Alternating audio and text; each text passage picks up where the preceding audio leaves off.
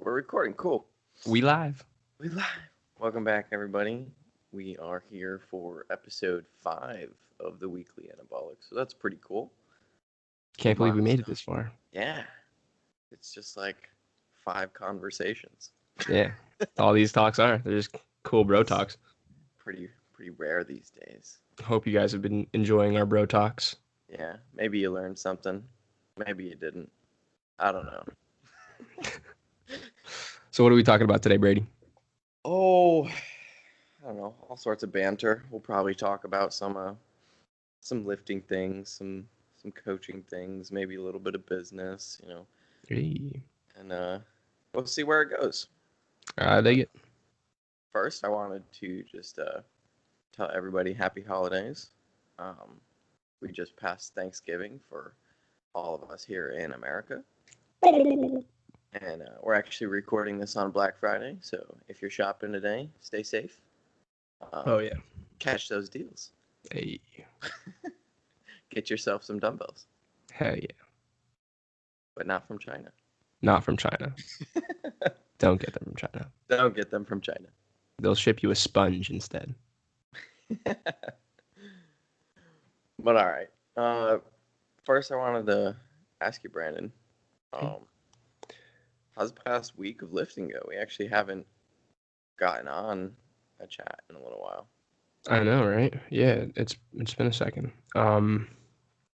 The lifts have been going well. They're still, my lifts are still improving. My numbers are still going up. I did break even on my front squat though this week, which was a little out of the norm. Totally fine though. Like you can't progress your lifts all the time. You're not going to be one up all the time. So I wasn't too concerned with that, but I did break even on my front squat this week. But my RDL, I was 20 pounds up this week. Shout out to Brady. I won't lie, so I stopped bringing my top sets to like 10 reps. I stopped doing that. Now I kind of like when I hit 8, I'm like, all right, it's time. So back to 6. Yeah, it was definitely not a waste of time, but like definitely saves me some time just going to that next weight when I hit 8 instead of going straight to 10. So I'm definitely digging that progression. Overhead press also improved. I went to the Edge. I was training at a different gym. These last couple workouts this week. Over at the Edge, and those dumbbells are definitely a little bit lighter than the ones at my gym. So I was like tossing around like 10 pounds more than I usually did, and it was awesome. Yeah, and then I came back to Worlds, and now I'm like humbled again. Oh, but it's okay though. I like Worlds. The gravity's a little heavier. Yeah, which do you think is true weight? I think Worlds is what yeah, definitely.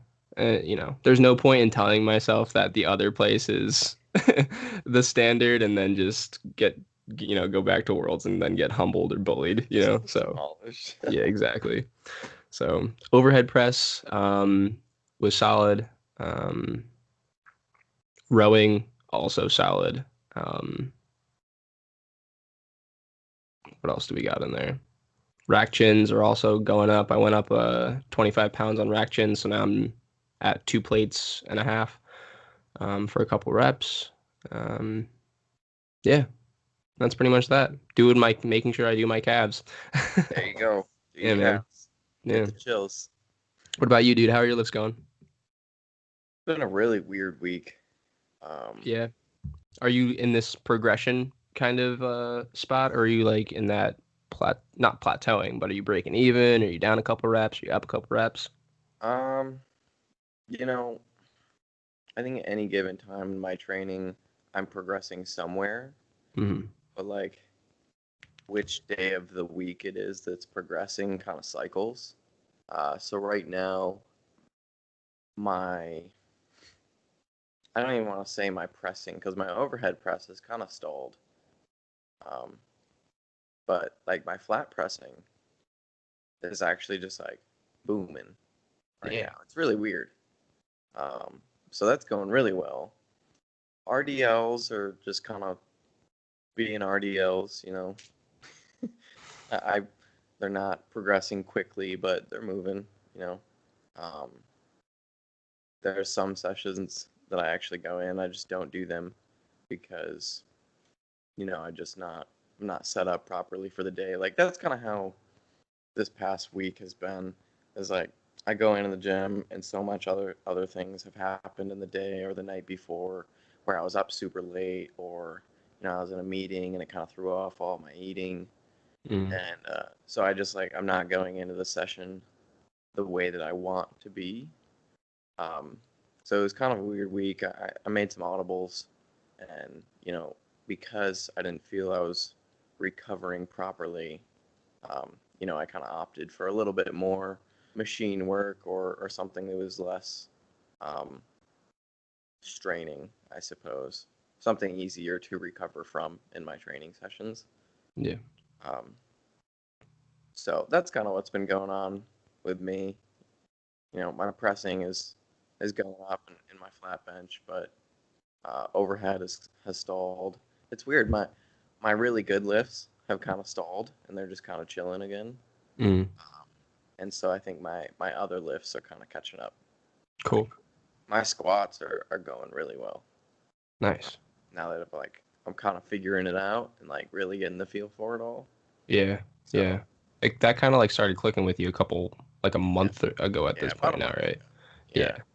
Yeah. Um, do you usually, are you usually like up every week or do you usually break even? And I know that you kind of just explained that a little bit, but would you say that you're more so breaking even on an RDL and then like for like 2 weeks, maybe three? Like what is the longest you'll go breaking even for before you kind of see yourself one rep up? Um, Depends. I guess. Um, you know, when I was in a deficit, right? It was months. Mm. Um, but now, for the most part, it's week to week, and really my ability to progress up another rep or something like that is more of like a mental willpower kind of thing. Yeah. Um, and some days I just don't have it.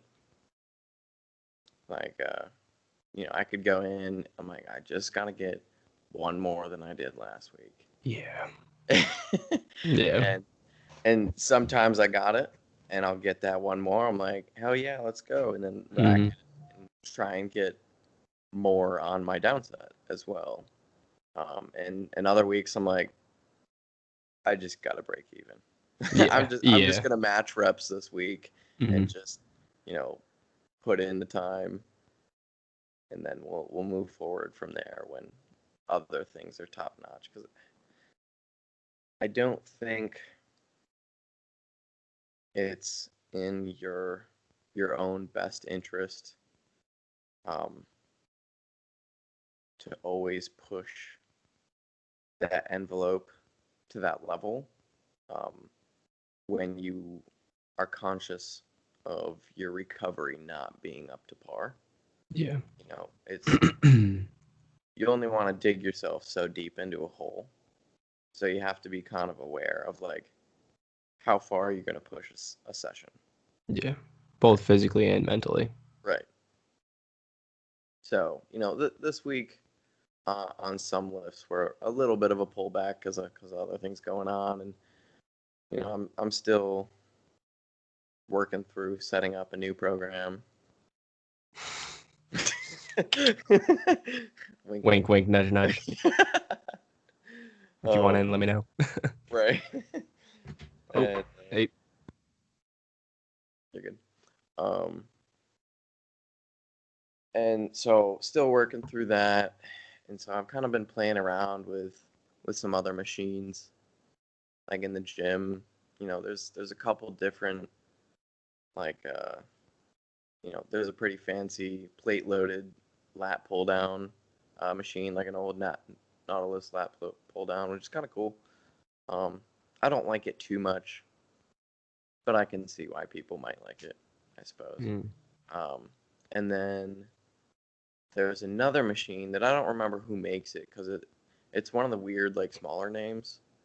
and they make this high row machine, and I really like high rows. Um, like a high lat row. Yeah. Um, so I've been using that a lot, and that's also plate loaded. Like there's so much room for progression in with that machine. So I've been playing around with that and like trying to get the feel, and so I've just kind of been playing around in the gym like the last week and a half, um, seeing what feels good. I've been throwing like machine chest flies in as like a third exercise, Hmm. just to try and make them connect. Yeah.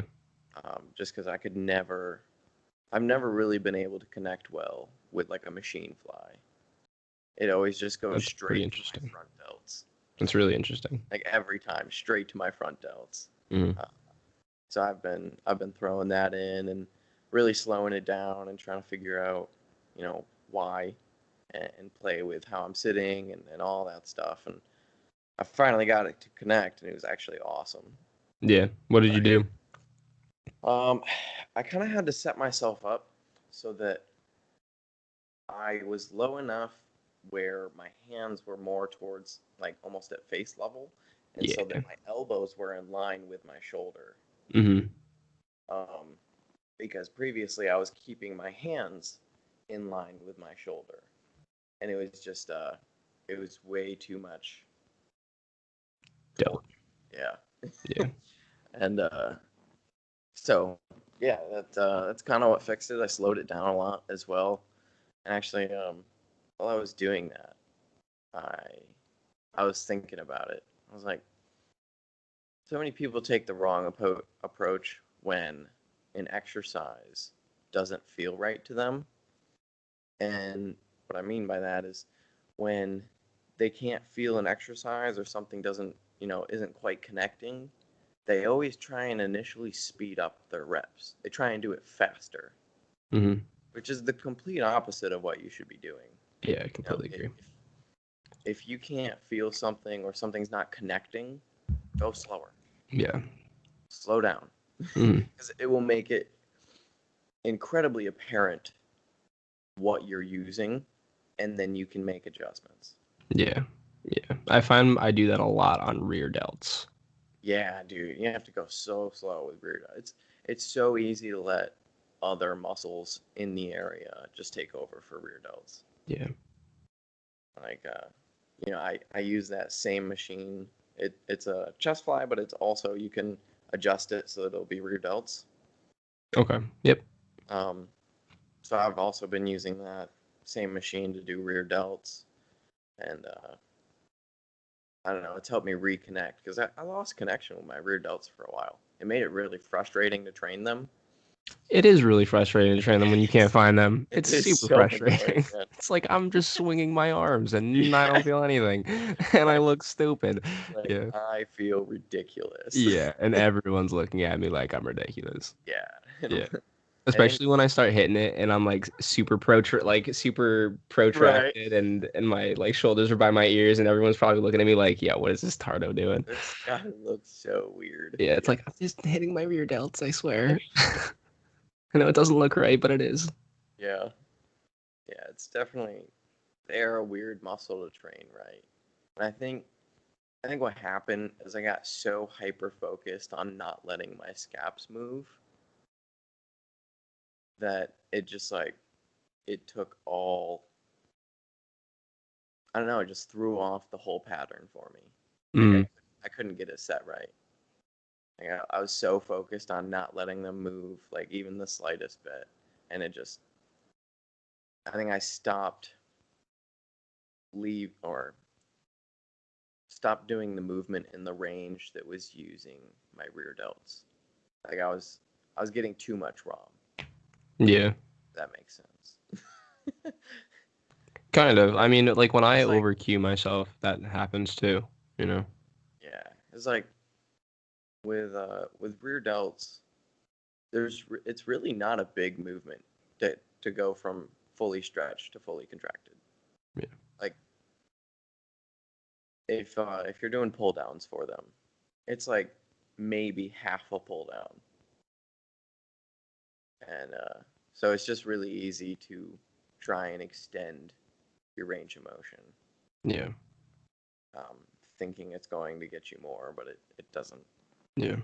When I do some sort of pulling for my rear delt, whether it's a pull down variation or a row, like a rear delt row, um, like what do you think is the best cues to find those rear delts?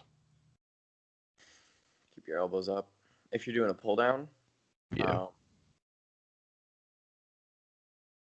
I well, it depends. If I hate that word. if Just because you're Nick hates it. if if you're more comfortable in a protracted position, then your cues are going to be totally different than if you're more comfortable in a retracted position. Mm.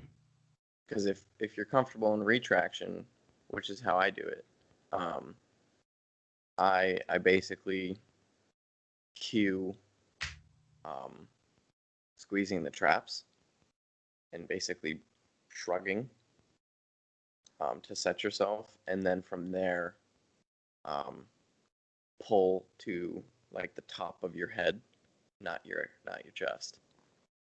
That's going to keep your elbows in line. Um, but if you're protracted, same cue on pulling. You know, pull, pull to your eyes, pull to your forehead, top of your face, right? Um, but keeping yourself in protraction, I guess. I don't really have a good cue for it. You just have to kind of set yourself there. I find it harder to find my rear delts when I'm protracted, and unless I'm doing the movement like it was one movement with my scap and my upper arm. I find that when I let them articulate together, I can find my rear delts a little bit better. I also find that the cue for the elbows to go away from the midline of the body and back also helps me find my rear delts. Pull apart. Um, yeah, like pulling that bar apart, and then but definitely. So like I usually start in that retracted position, and then when I really start to fatigue, I allow myself to come out of that protracted position, or that retracted position, and then I pull. And then I really feel my rear delts kind of come into play after I'm done exhausting that retracted position. Um, Yeah. yeah, but rear delts are hard. They're tricky. They're a They are. tricky one, You and it's gotta like you're place gonna them spend well. like your first 10 reps not feeling anything until you get past, that little like burning point. Not even burning point, but like when you start to feel the burn just a little bit, that's kind of like when you start your rear delt. Yeah. That's when you start actually counting your reps. Yeah. Yeah, what I actually did for a while when I was working out in my basement and I had like a little cable machine. I would set up two single handles so that I could then Same. pull apart, Hmm. and that worked really well. Yeah. It was almost like a face pull. Hmm. I like face pulls. Yeah, I like face pulls with bands now. They're definitely one of my favorite ways to hit rear delts, because I think the cueing is really easy on them, Yeah. and just like getting set up for them is super easy. Yeah. Um, Agreed. you know, my my best or the cue that I tell people the most with face pulls for rear delts specifically is try and stick your thumbs into your ears. Hmm. I haven't had that come across me yet. I like it though. Yeah, Stick your thumbs in your ears. stick your thumbs into your ears because you pull and it forces you to externally rotate. Sure, yeah. Sure. Um, it sets you in a really good position to contract the rear delts. So as long as you can hold, your scaps in a position. That's the thing is the scaps don't have to be in protraction or retraction or neutral. Either one, any of the options is fine. Yeah. It just has to stay there, Yeah, you gotta isolate it. right? Um, so yeah, just find what's comfortable. There is no best. Mhm. You just reminded me because the last time I actually did my rear delt pull down, I used to do this too, and then I just stopped for like months. But then I did it again. I reincorporated it. I take two handles. Um, they're not the handles with like the straps on them, and then it Yeah. has like that little like D-ring or whatever. Yeah. I put those over like I have my pull-up bar, and then basically what I do is I just like rest it on either side. It's not like the wide one. It's the one that has like two handles on either side, so I can Yeah. like loop it over the handles. And then basically I just have these two handles that I can like articulate my wrists really nicely with, so I can get a really nice pull. That was really nice. Yeah, I love. Um, I had a setup, or I made a setup like that when I was in my storage unit. I had those handles and I hooked them on a pull-up bar so that I could allow myself to actually turn as I Yeah. needed to, and it was like totally different world of Magic. pull-up. Yeah. Yeah, like it Yeah, is dude. way different. Yep. Um, so yeah, if you haven't ever tried to do, I don't even know, like allow yourself to have free rotation in a pull-up, definitely try it. You know, Yeah. hang some of those little D handles or whatever they are, the little single cable handles on a Hmm. pull-up bar, and then get yourself some pull-ups Yeah. because it's very different once you can kind of rotate as you need to through a movement. Yeah, it's really very nice. Because like when your hand is locked onto that bar, you're probably going to suffer, or you're, some sort of internal or external rotation. Like you're going to be limited in those ranges. But when you have a handle in your hand, your ability to go into internal and external rotation, is much more free, less limited. Yeah, frees up a lot. Yeah. Yeah, so if your wrists are stuck in place, then your shoulder and body have to do the rotation or the adjustments for you. Yeah, So exactly. it's like what we're discussing is the whole basis behind the Prime equipment, Hmm. like the Prime Fitness equipment. Hmm. You know that brand? Yeah, I do know Prime. Yeah. So all of their stuff essentially allows you to have free movement of rotation with their handles and well their ability to for loading curves is really cool too. But outside of that, for all row stuff, it's all the handles are free turning. See, that I So didn't know. Like I didn't know that was like yeah, a staple of Prime Fitness. yeah. So um, they allow you to Oh shit. rotate as you need to for your pull. Hmm. Um, but yeah, that's the basis of their rowing equipment is that same concept. Yeah, Yeah, which is I like cool. that. Yeah, Hmm. exactly same. Strength curves is something that we should talk about in the future in some other podcast. Yeah, I think that's something kind of cool that the bros should know about. yeah. The bros should know about the Yeah, strength the curve. bros should know about that. All right. Let's Yeah, see. Should we move it on? bicep peak. Just talked about rear delts for like 30 minutes. That was dope. True. Hell Yeah. yeah. All You right. want to rattle off your next question? Yeah. So let's talk about coaching and who needs coaching and you know for specifics. Does the average person that is into fitness, right? They go to the gym. Does the average person need a coach? They're not looking to compete in anything. Um, what do you think? I was thinking maybe should we still talk about barbells, dumbbells, or machines just because Oh, we were on the topic of lifting, or or should we just pull it? Just we keep going. can start there. Yeah, yeah, yeah. Okay. You That's wanna? Yeah, I feel like I'm still like geared towards like movements right now. yeah. No, that's a good segue. We'll Okay. go to that and we'll come back to coaching. All right. We'll Not to totally take a hard pass on your question there, Brady. I will circle back and I will answer you. yeah, Promise.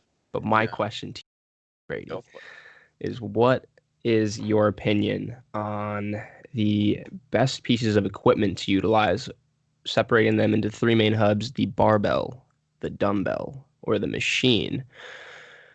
which one do you think is the best, air quotes, best, and why? Yeah. So I love questions like these because they're funny. It is slightly So 3D and is also a trick question. yeah. So people people get so caught up in what is the best and either or situations when really the answer to this question is use them all, Yeah. right? You should utilize all three of those in your program. Um, if I had to pick one with hypertrophy bodybuilding being the basis behind the program, I'd oh. Ironically, I wouldn't pick barbells. Hmm. That I is would interesting. actually probably pick dumbbells. Um, but I wish um, they made dumbbells that were bigger. Like heavier Like, or there's a lot of guys. So all of the big dogs in the game will RDL 200-pound dumbbells for cardio, right? And so the progressibility, is that even a word? it is now. Sure. Yes. um, the ability for progression with dumbbells does get lost eventually, um, which is why the barbell is so great because it can, you know, your ability for progression is much greater. Is that just because of the amount of load that you can put into your hands with that? Yeah, for the most part. Yeah. Um, Now, machines are awesome because your recovery from machines is so quick. They aren't taxing or as taxing on the CNS. Hmm. But I don't think machines are going to build a very complete bodybuilder. I think there's a lot that gets missed because almost every machine is built around an isolation, right? And you would have to hit so many different machines to build a complete body, and it just it's not practical.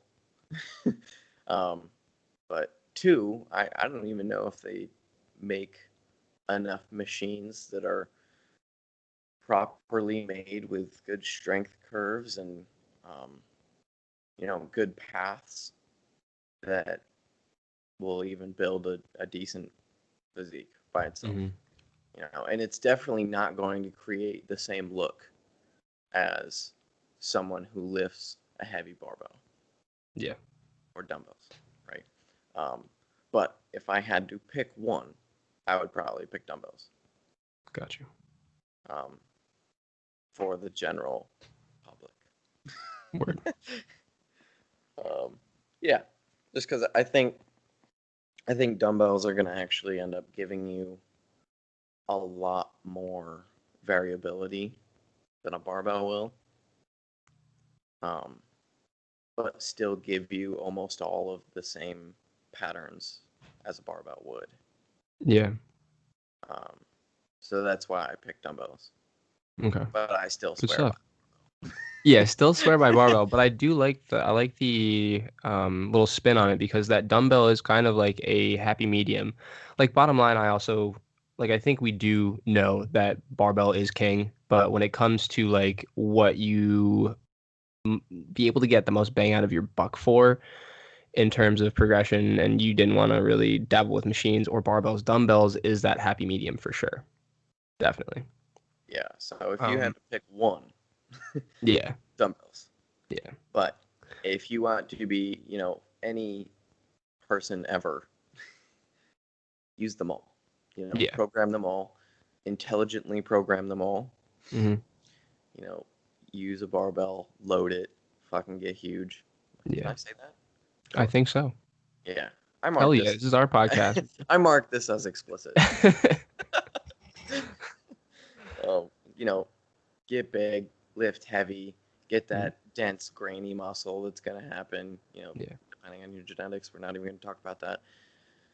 And then, you know, use your dumbbells for a little bit more variation and maybe some movement control stuff.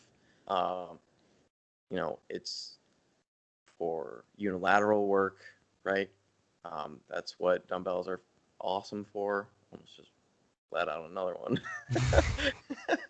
And then, machine work, finish stuff off.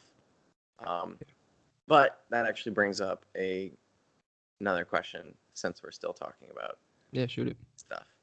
Do you consider, it's in the name, but do you consider a Smith machine a machine? Yeah, I do. You do? I Yeah, don't know if I just do. because I see it more as an isolating, um, more of like an isolation type of a movement. I know that it will incorporate multiple joints, but it's still in a pretty isolated atmosphere, in my opinion. Like Yeah, when bar path gets path determined is controlled. Yes. and you no longer have to really utilize the stabilizers as much as you would, then and your ability to kind of just focus on the thing that you're moving, like even though you're still like mimicking a squat pattern on a Smith machine, I would say it would probably coincide more with like a leg press almost, or like a hack of some sort.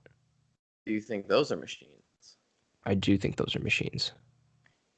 See, I'm like, I Only don't. because they're not barbells or dumbbells, Right. unless we think of a different name for them. Yeah. And I So think cable machines are a little yeah, bit different than like a chest press machine as well. And I think that chest press machines are different than hammer strength machines in a way. Or not even like hammer strength, but like you know what I mean? Like I think that like machines like plate with the loaded plates machine. stacked, yeah, plate loaded machine is much different than one that has a force curve that changes throughout the movement. But I still categorize them inside of like Yeah. machine. And then I So guess there would be under subcategories of machines. yeah, under the big umbrella of machines, I think really what dictates. Oh, no, that wouldn't work. I was gonna say what dictates being a machine is your path is controlled, but that would mean all cable machines aren't machines. Because I mean, the path of the cable. So your movement path is controlled, like a Smith machine or a chest fly Mhm. or a chest press or a leg press or a hack squat. You know, everything your path is controlled. You can't change where the weight moves, Yeah. or I guess you know what I'm saying. Um, but on a cable machine, I can, say I'm doing a lateral raise. I can do this with it. Yeah. I might You can be tip anywhere you my want. shoulder out. Right. So I don't. I guess I don't know what the big umbrella is that dictates a machine, but I definitely classify like plate loaded machines differently than like cable or weight stack machines. Yeah. Yeah, it's like saying dog and then like Shih Tzu and like Right. I don't know, like German Shepherd. Like German Shepherds are like Smith machines and then like Shih Tzus are like leg presses and stuff. But like they're still dogs or they're still machines Right. kind of a thing, you know? Yeah. Yeah, for sure. Yeah. So I think they're different. And I definitely prefer to do plate loaded machines Yeah. over like weight stack. I think that should be like if we could rewind and go barbell, dumbbell, machine, like I also categorize like plate loaded things much differently than plate stacked machines. Yeah, Like I think that for those are sure. two different things as They're well. they are very different. Yeah, for You sure. know. Yeah. Oh, I'm kind of going back and rethinking this. I think for me, it a little bit depends on like what day of the week. Like that you're going to be training. Yeah, like legs, I could do totally on machines. Okay. If I have a leg press and a hack squat and a Smith machine, Food for thought. sure. If an athlete came up to you and they only had 20 minutes to work out, now how would your programming change? Would you lead them to a machine, a barbell, or a dumbbell? And they were only able to get in like one or two exercises. Now I feel like I'm gonna let you answer that because now we're talking bang for your buck. So, okay, let's say legs. Okay, we'll just say legs. Mm.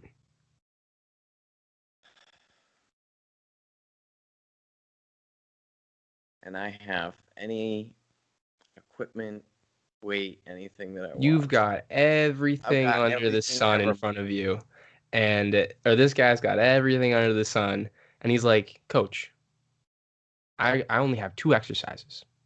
What are the best exercises that I can do right now? And you're thinking about long-term progression and this dude only being able to do one workout. And this is for every single day too, upper and lower. He's only allowed to do like one or two exercises for each group. Dude. Okay. I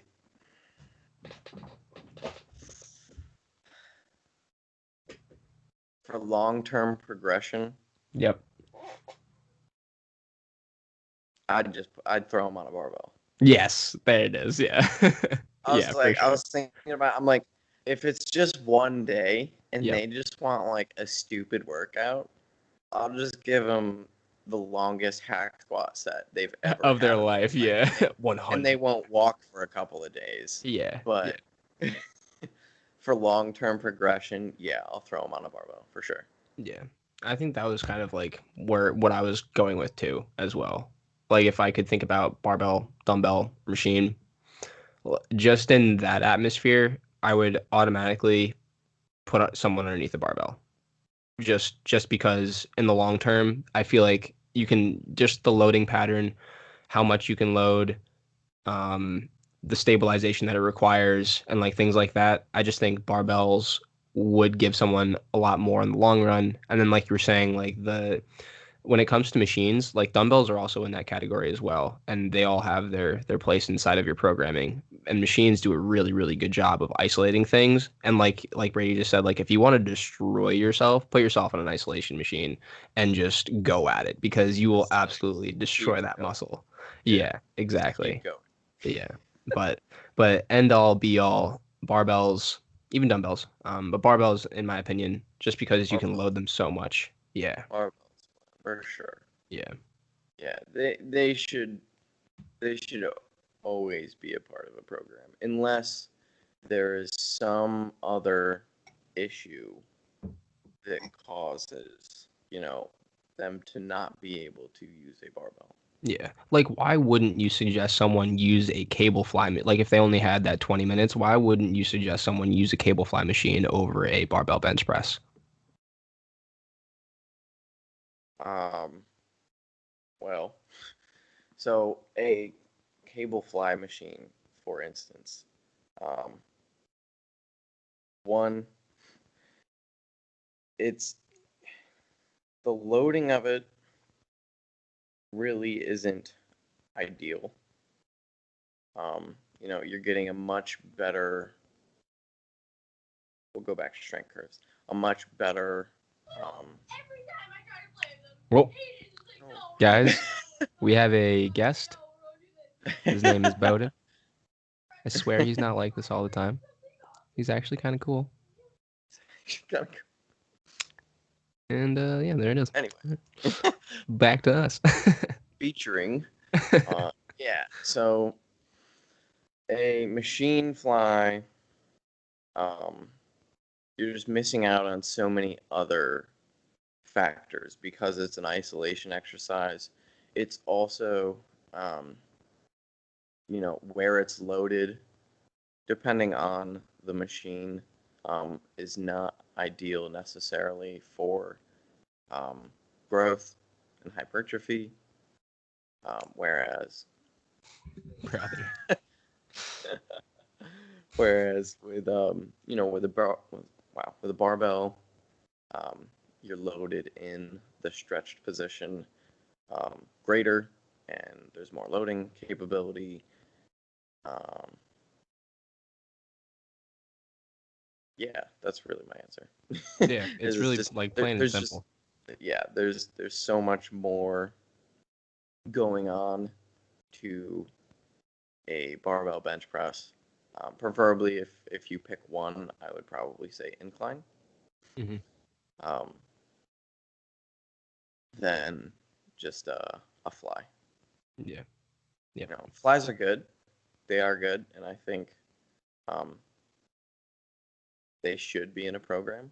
You know, but you're with a press, you're also getting your triceps, and you're also getting your shoulders, and a couple of other things. Yeah, Where there are a lot of good things to come from the barbell in terms of like stabilization and the propensity to actually like load that barbell. Like very rarely will you see someone with like 200 pounds on a cable fly. It's usually like 20 dinky pounds and they just kind of right? fly it for like 50, 60 reps. Um, so yeah, it's like we said, it's super duper simple. It really just comes down to those couple things: load, stretch under load, and kind of like what you're able to do with that load. Um, and I also think that the stabilization part is also a big factor because when it comes to like isolation machines outside of like a cable fly, like you're not going to get the stabilization factor out of a machine press as you would from like a dumbbell bench press or something like that. Mm-hmm. And like stabilizing is such a like incognito word, I feel like. But basically, if you could think No, it's about just just like the integrity of like your shoulder joint and its ability, or your hips or your knees or whatever it is, there needs to be a component of stabilization for those joints to be able to move freely in the ranges of motion that you want them to. And if you're not focusing on that stabilization portion of things, you could be leading yourself, towards injury potentially down the road. yeah. I see it a lot with people um, who start benching on like a Smith machine. Mm. So they'll flat bench on a Smith machine, and they're like, "Yeah, I just benched 225 pounds." But then you throw them on a barbell, and they can't even do 95 pounds, Yeah. Yep. right? And it's just like, well, where is the missing link there? And it's all in your ability to control the weight. Yeah, exactly. Like, do you look like a like baby giraffe that's just been born with your movement, or do you look like an absolute unit moving like a machine? And I actually have one client that will only use machines, and that does kill me just a little bit inside. Mm-hmm. But I have gotten him to hold on to a bar and a couple dumbbells, and I am slowly incorporating more bar and dumbbells and even cables with him now because like they're outside of like the plate. It is kind of plate loaded, but still it's a little bit different because it's a different machine for him. It's like a whole new world. Yeah. But like when it comes down to it, we have progression within those machines, but he's missing that stabilization component of things where if I gave him a dumbbell and I want him to dumbbell bench press, he's a proficient machine presser now. But as soon as he gets those dumbbells in his hands and those Yep. dumbbells want to sway either to the right, left, forward, or back, Yep. he's probably not going to be very familiarized with how to redirect those forces the Mm-hmm. way that they should be. So he's going to look like a baby giraffe you Yeah. know. But like I said, I'm doing what I can to stop that baby giraffeness from Yeah. coming about. But people get really strong with a path that's controlled for them, Mm-hmm. and then it just never translates over. No, Right? yeah, It's like starting from square one again. yeah, exactly. You have Because to take those training wheels off at some point. they never learned how to properly direct forces. All Yeah, they had to do was force, yeah. right? Yep. Because the direction was done for them. Mm-hmm. And Shout out to Jordan Shallows for bringing up just the ability of like raw strength to obviously, and it's obvious, the ability to have like raw strength. You can increase your strength a lot, way over your ability to actually stabilize something. yes, So if your stabilization isn't even there in the first place, you're going to override the crap out of it. yep. So you have to make sure that your function's there and your Yes, stabilization is there as well. yeah. I'm sorry, didn't mean to interject there. No, good, good little snippet there. Yeah. So to recap that, get under a barbell. Barbell. So yeah, Um, barbells.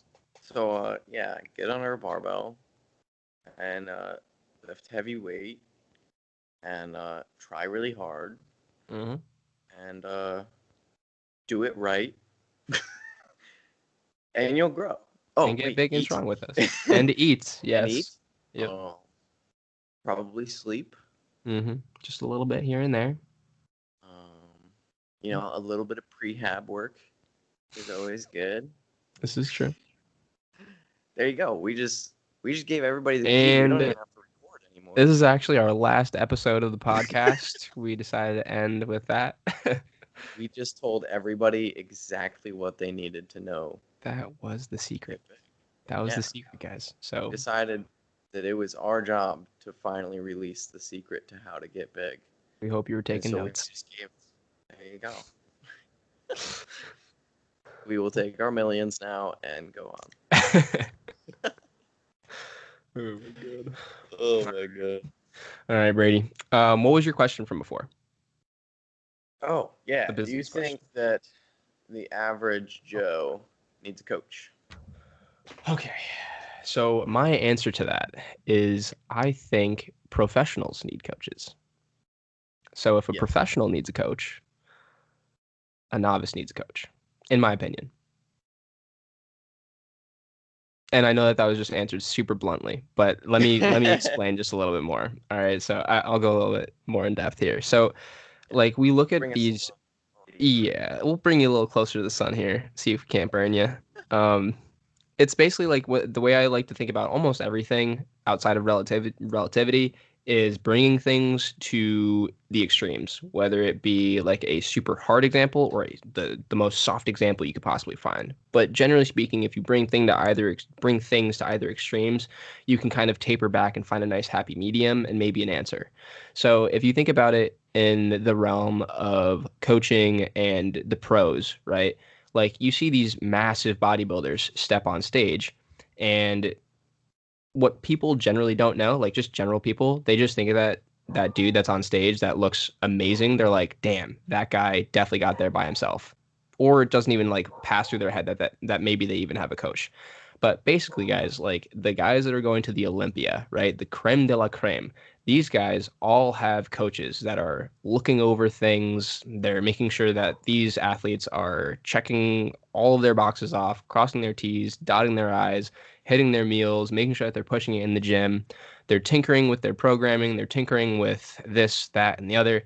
Absolutely everything. So these guys, they could probably get themselves to the stage by themselves, but they might not be able to do it as well, if they didn't have a coach looking over things. Because when you get into those last couple of weeks of prep, especially, like you start losing your mind a little bit, you want to change things, your mind starts getting to you, you start thinking a certain way, like, oh, I'm not flat enough, or like, oh, like I look too flat, like maybe I need to put in some more carbs.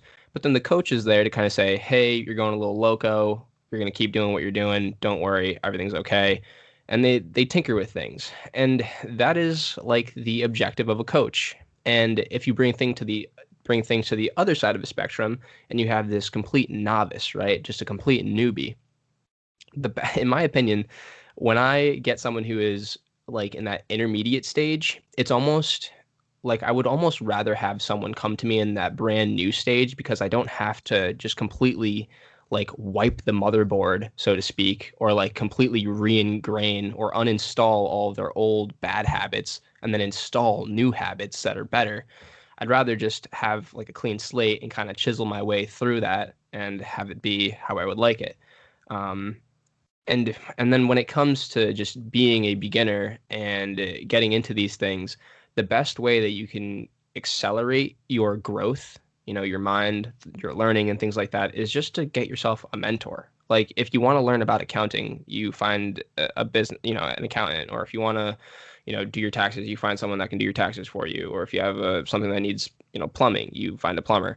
If you're in this area and you're trying to figure out how to work out the most efficiently, or if you want to just get strong, or if you want to learn about your nutrition, get yourself a coach and they can literally line these ducks up for you and then you can just shoot them right down. You don't have to go through the trial and error and taking a couple steps back, taking a couple more forward and then taking a step back, or going down a rabbit hole that was just a dead end. You have a coach that can already say, or that's already been through those rabbit holes, and they can navigate you through that field much easier than if you were just doing it by yourself. So you don't have to mess up nearly as many times because you've already been told, like, hey, the coach is already telling you, like, hey, I made that mistake in your exact position. You don't have to go through that. Let's do this instead. So you've already saved yourself a little bit of time there. And imagine that just happening over and over and over again. Before you know it, you're probably going to be like a year or two ahead of where you normally would be if you just spend a couple of months with a coach. So that is my answer. I think beginners do need coaches. Not that they need, but I think that it is a great idea to get yourself a coach. So, Right. well, first off, right. Second off, I actually disagree with you. That's fine. Totally cool with that. And I think it's probably because we have different definitions of the average Joe. True. So I think the average Joe is probably someone who just goes to the gym because they like going to the gym. Mm-hmm. They have zero cares to become a bodybuilder. Yep. They don't care about hypertrophy as much as we do. Okay. And they just train because it's a social setting for them, and they feel good when they do it. Mm-hmm. Right. And in that case, I don't think they need a coach. Okay. Because it's more just a hobby. Yeah. And they just go in, have a good time. They can be with their friends or whatever. We see them all the time in the gym. Mm-hmm. Right. It's just the hobbyists who, I mean, we're hobbyists too, but it's really every bodybuilder is a hobbyist. We just let it be all. We just take it to the extreme. Right. Yeah. Right. Yeah. So I think for the guys or girls or whoever, if they just go in and they just like to train, no matter how deep they are into their career, but they don't have any ambitions to change dramatically, I don't think they need a coach. Mm-hmm. But if you're any person, doesn't matter where your skill level is or your years in are, if you want some sort of dramatic change or overhaul to yourself, you need a coach. Mm-hmm. So if you stopped, well, if you're listening right now, you wouldn't have stopped after I said you don't need a coach. Yeah. almost put us out of business there. I was like, Brady, what are you doing? Glad I clarified that one. But yeah, no, if you're training with the ambition of changing yourself dramatically, Um, yeah, definitely grab a coach. Yeah. I feel like do you think that some people are in there, like even the average Joes, like they're in there for a reason? I mean, the reason might not be as serious as ours, maybe. Oh, I shouldn't even say that. Like it is serious. It's just as serious. Your reason to train is just as serious as my reason to train, which is just as serious as the next person's reason to train.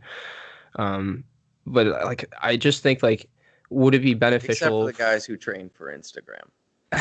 Yeah, we Those hate you. guys No, don't. everyone is welcome here, but we will say that maybe, some internal things need to change here and there. Who knows? Um, Shit, totally forgot where I was going with that. Oh, so the way I see it is like even the average Joes that are in there, like if you want to just go in there and not change at all, the best thing you could do is just find a weight that doesn't challenge you and then take your set to a point where you're not challenged at all. So like pick up 5 pounds, lift it one time. That is a great way to get no progress out of things. But Right. these guys, they're going in there, even the average Joes, the guys that don't care about becoming bodybuilders, like they're still in there to either maybe lose weight or maybe put on a little bit of muscle or, something like that. But there's, in the end, I think that they're in there for some sort of change.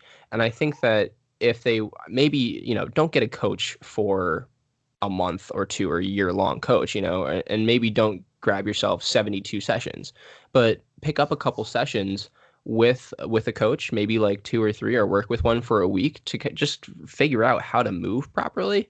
And because after you figure out like those basic principles of kind of how to move properly, then I'm just thinking in terms of like long-term progression and just kind of getting the most bang for your buck. I'm not saying go in there, RIR zero, but like just, like everyone can get a little bit better somehow.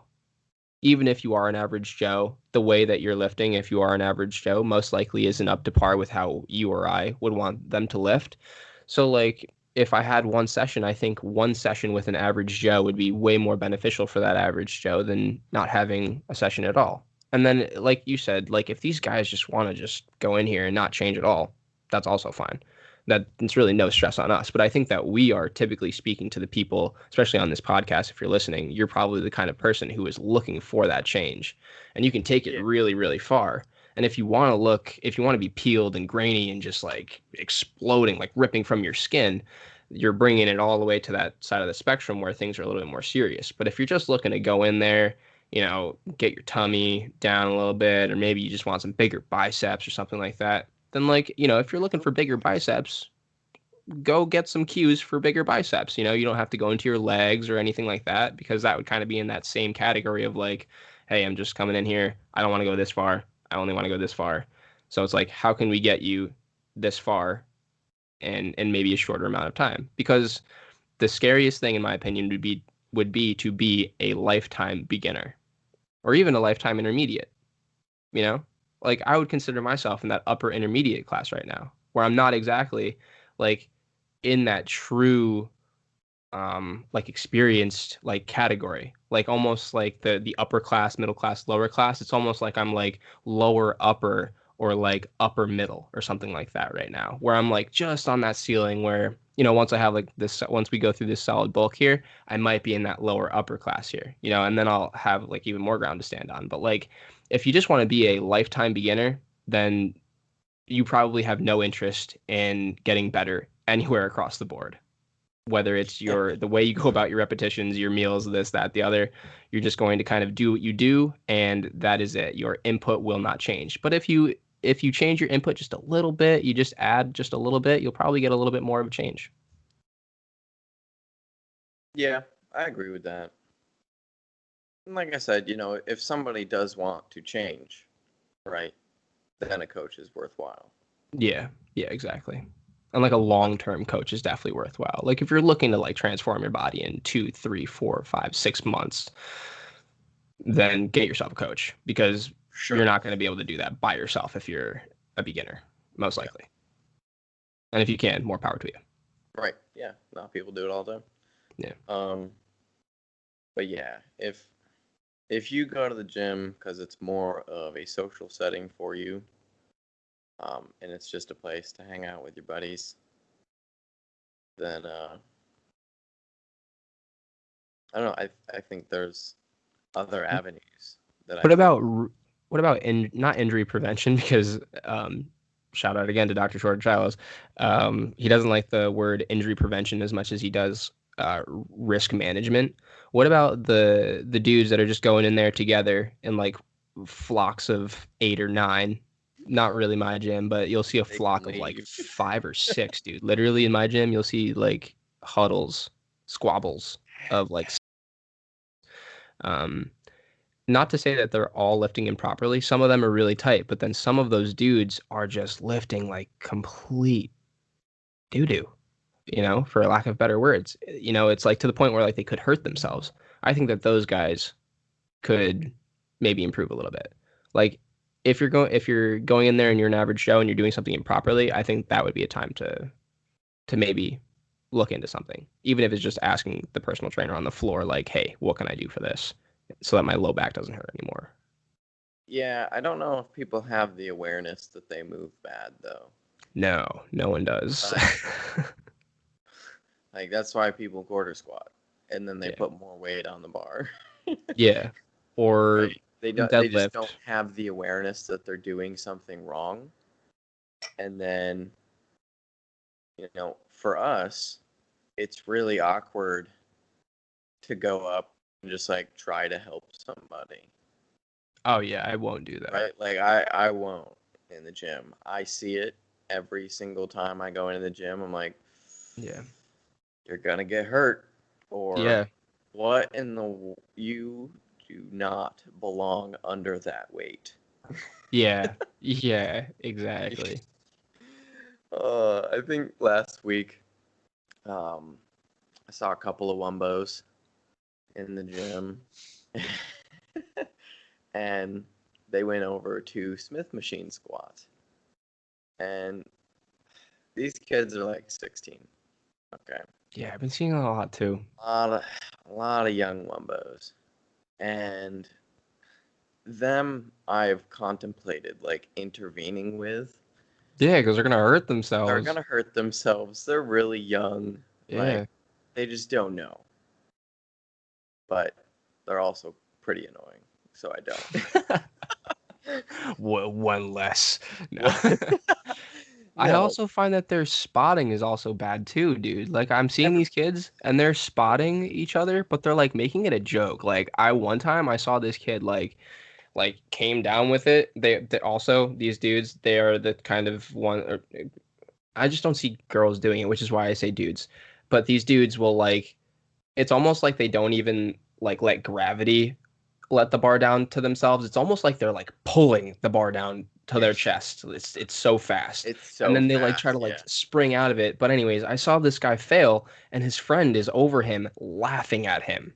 Like just like literally laughing at him, watching his friend struggle as his friend has this bar, one hand Like like tipping 5 inches higher than the other, grimacing on his face, his butt's Yeah. off the pad, and his friend is like, hey, hey, hey, like right over him with his hands, just like waiting, just looking at him. And then it like finally falls back to his chest, and then the kid picks it up off of him. That's like, that's not the best thing in the world. Gotta Like, you're mess gonna hurt up. yourself. Yeah. Yeah. As a coach, we would love to intervene there. Probably should just to kind of save someone an injury. It's so hard. But at the same time, yeah, it's kind of like it's not really. I personally only like going up to, or I only like answering questions when I get asked. Right. But you know, and not for nothing though, I will say that if I did say this to myself, if I see anyone else doing that in my gym, I'm going to call you out. I will approach you. All right, because I don't want someone getting injured in my gym, Right. especially if I'm the trainer there. Screw that. That's not worth it. So the next time I see that, I'm gonna say something. But because that's a little bit different than like someone like pulling something like a cat, like a deadlift, and they're like, you know, hunched over and they're like puking.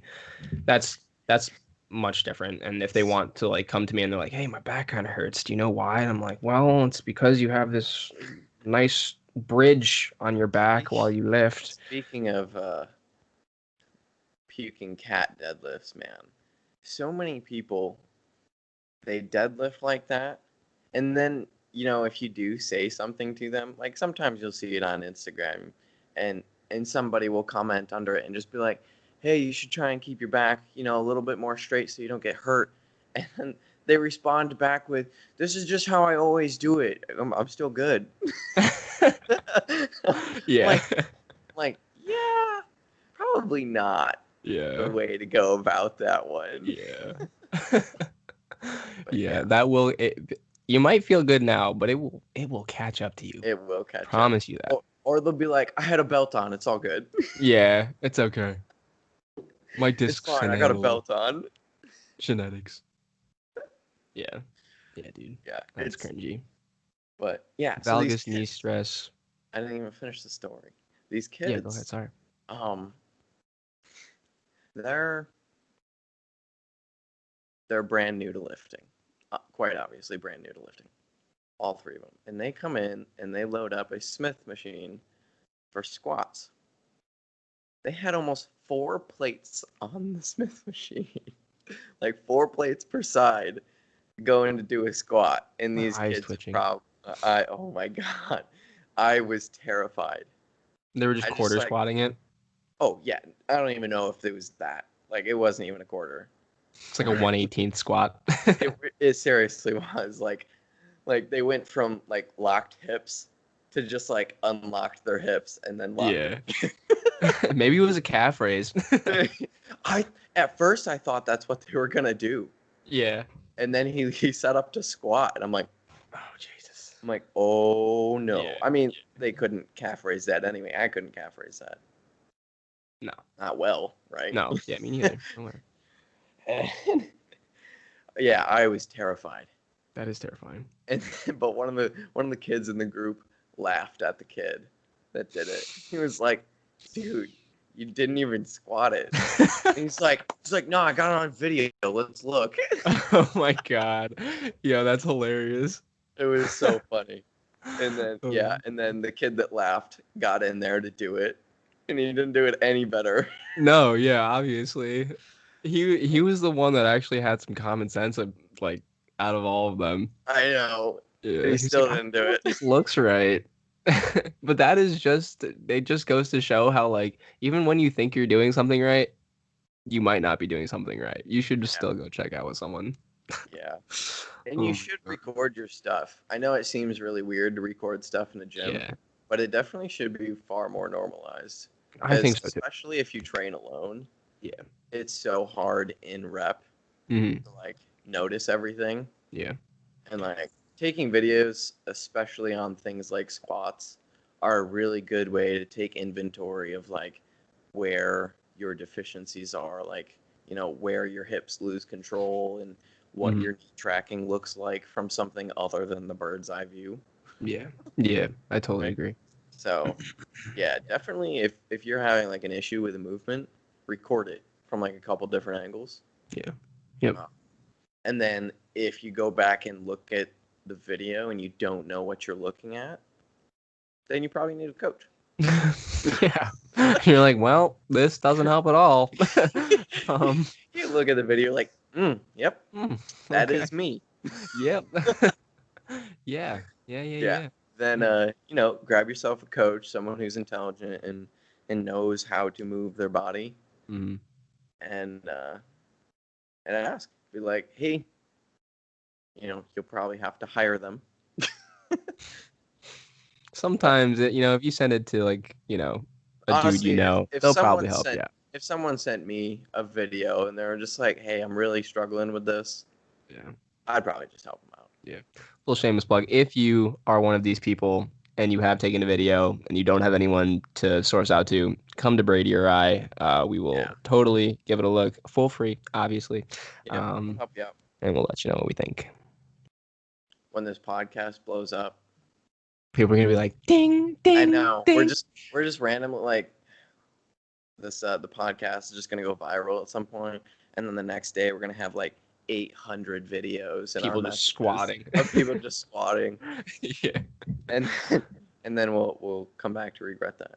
But no, man, I was gonna but say you know good. what? Bring it on. But you know what?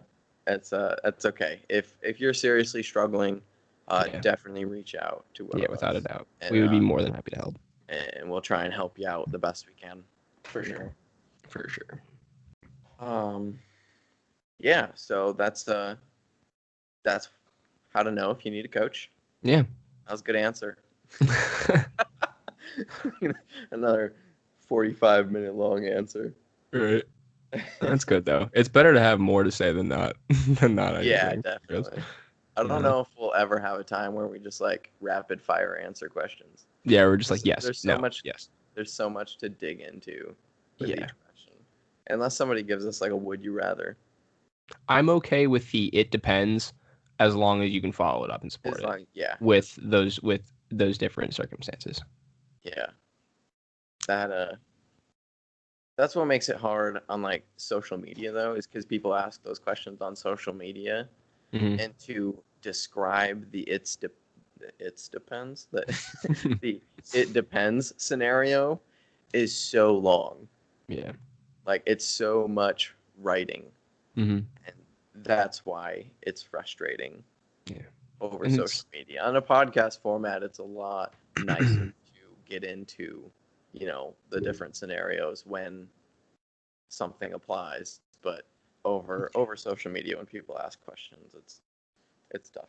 Mm-hmm. And we try to give you guys like a nice rough draft of things. So like if there was a certain topic on like training or diet or whatever, like we give you like a nice little rough draft, but then every circumstance is always individual. That's why like the it depends, it can get so like picky because usually you're not just talking about like a huge pop, you're talking about you, the individual, like your circumstance. So things are going to be a little bit, individual for you as opposed to someone else. So you might have to fine tune that rough draft just a little bit for that final copy. But Yeah. ballpark, we generally we do a pretty good job of, in my opinion, of giving like pretty good ballpark answers. There is good general advice for the general pop. Um, you know, for because of what general pop looks like nowadays. Like Mm, we know most people that come to us do not have good control over their hips. no. Or You any know, other part of their body. yeah, hips, shoulders. Shoulders. Yep. Um, Ribs and spine. yeah, there's a general lack of control there because we sit all day long. We have this natural forward head tilt because we're on phones all the time. We don't walk as much. All of these things are pretty standard of most humans, Hmm. right? Most humans is the key there. There's obviously outliers in everything. Yeah. Um, so like those are general tips that we can give on stuff, but I can give advice, and then Billie Jean down the street takes that advice, but because she has only 9 toes instead of 10, it's gonna be different for her. Yeah. Her squatting is going to be very difficult. Right? Yeah. So it's there's general advice, but if you are looking for an actual, you know, for you made piece of advice or tips or any of that stuff, it is a very person by person basis. Yeah. Which again, come to us if you need, and we'd be more than happy to help lead you in the right direction. Yeah, we're decent people, I think. I think so too. Yeah, We're we doing what try we to can. be. We try. We try. Right. We give it our best. I had another question, and we briefly talked about this before hopping on here. So this one will actually be short. Well, the answer to the question will be short, but then it will probably dig into other things. Um, but what do you know about cupping? Like Oh, cupping. right. Absolutely nothing. Right. I mean, I will be completely honest. I really like when I say absolutely nothing. Um, it's not actually absolutely nothing, but like the amount that I could really go in depth with it isn't nearly as much as I could go in depth about like the shoulders, the knees, or the hips, or anything like that. Or like certain physiology about things. Um, But basically, like from what I know about cupping, is it's obviously a modality for recovery. It's typically used by athletes. Um, the things that you can expect from it are, increased recovery time, increased mobility. That's kind of like the two caps that I know that it will really help you with. Like in terms of like clearing out certain things that are trapped within the fascia and within the muscle fibers. It can also do a good job of kind of sucking certain things out. Really, what it is, just a giant hickey machine, like he called it. Um, I don't really, I haven't done it personally, so I can't say that I believe in it. It's usually you kind of have to experience certain things to really start believing in things. But I just am more of a believer. Like maybe if they moved a little bit with the cupping, like cupping mixed in with moving joints, in my opinion, does a lot more than just a normal cupping. What I really think about is fascia. So fascia is like it's basically this giant system of woven loose connective tissue that connects everything. It innervates your muscles, it innervates the skin, and it pretty much holds everything together. Like if you were to pinch yourself and lift your skin up and then let it go back down, the reason why it goes back down is because that fascia pulls it back down. And sometimes what can happen is that fascia, because it literally looks like a webbing, like a spider's web.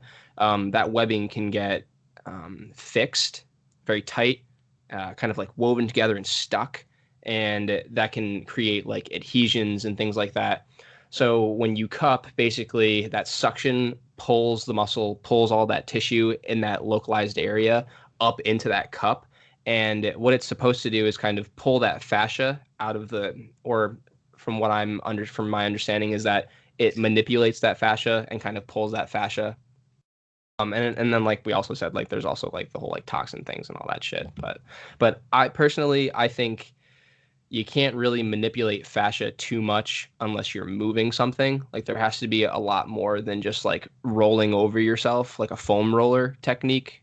Like that's just kind of rolling over things. That's not really like pressure can't change fascia, but when you change the tissue, that can change fascia. So like cupping mixed in with moving, I think is a little bit more effective, maybe, if I could think of something, than just regular cupping. But I'm sure the differences are small.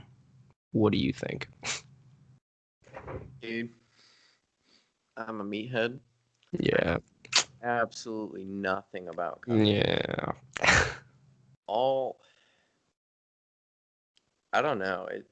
It seems so gimmicky to me, hmm right? I think a lot of rehab things seem really gimmicky. hmm Like I like foam rolling just to crack my back. That's it. Yeah. Um, and I don't know, cupping seems like a pretty out of the way technique Yeah. for recovery. You know, I think there's better ways. Like I see a lot of people use cupping to try and like they had like a muscle strain, right? And then they use cupping to try and rehab it. Yeah. Like, Pretty much the same. Yeah. like Like I feel like people only get cupped to just post it on Instagram. right? I'm like, I don't think that's quite how that works. It looks cool. You look like a giraffe, but I mean, whatever. But I don't know. I believe that if and some people are really big about cupping and all this rehab stuff. Yeah, that's a touchy subject we should talk about. Yeah, I think really the better way to go about it is rehab. Do the things beforehand before Yeah. you get injured. hmm you should work on your mobility and your stretching and your shoulder control and your hip control and all of these things on a regular basis so Yeah. that you don't get hurt and have to take some weird roundabout way to try and recover it. Mm-hmm. You know, it people are so reactive, Yeah. and if they would just be a little bit proactive about those things, it is so much less work, right? Mm-hmm. Like if you just take the time to stretch and warm up muscles properly and work on your mobility a little bit, just like small amounts each day, every other day, before certain movements, you're going to fare so much better than having to spend 2 hours trying to get a cupping session and then acupuncture and then Yeah. massage and then like Yeah. because you strained your shoulder and now you're out of the gym for 2 weeks. It's Mm-hmm. like just take the time to work on actually gaining the function Yeah. instead of trying to repair. That's a very good point. The rehabilitation of those things, that's like a secondary like line of defense. Your primary line of defense should really be bulletproofing your body so that you don't run into these muscle strains or these tears like somewhere down the road where or these tightnesses. Like you should be actively working on your range of motion, improving your mobility, improving the stability at those joints and the strength of those joints. And then you really shouldn't run into those low back problems, those shoulder issues, this, that, the other, because you're kind of bulletproofed. And then it isn't until it's usually in those cases where you're not bulletproofing yourself with that first line of defense that you have to resort to acupuncture and cupping and chiropractics and this, that, the other, and PT and stuff like that. So yeah, so like what I've seen, I was going to ask if you've ever seen like a modality actually work or if you've had or something work for you. Personally, I haven't really had anything like, whoa, that like I had pain, noticeable pain, and then it fixed it. Haven't had anything like that personally. But I have had a few clients that have had frozen shoulders. I am a believer in myofascial release. That's something I'm a believer in, just because it's much more manipulative.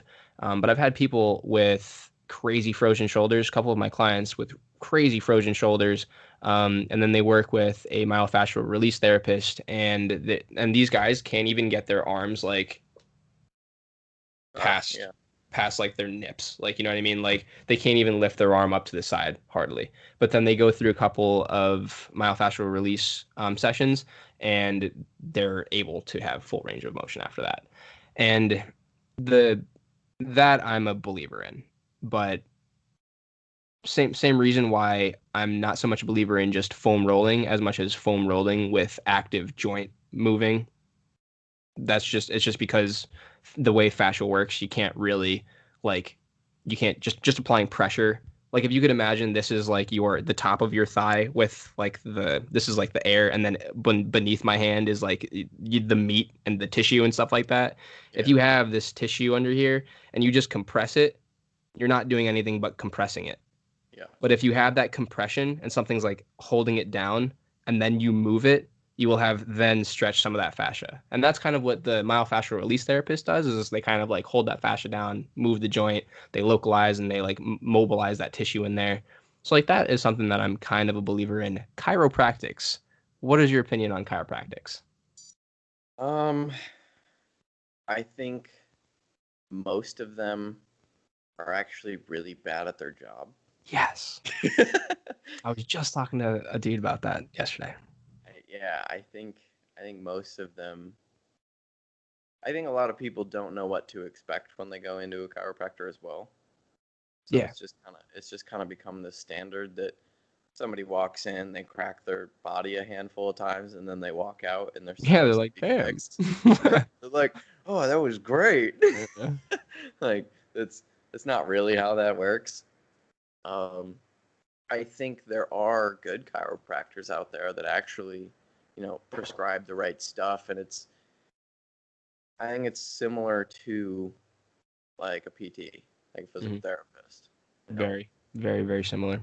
along with the adjustments of the body within the facility, there has to be certain things that the client has to be prescribed outside of the facility as well.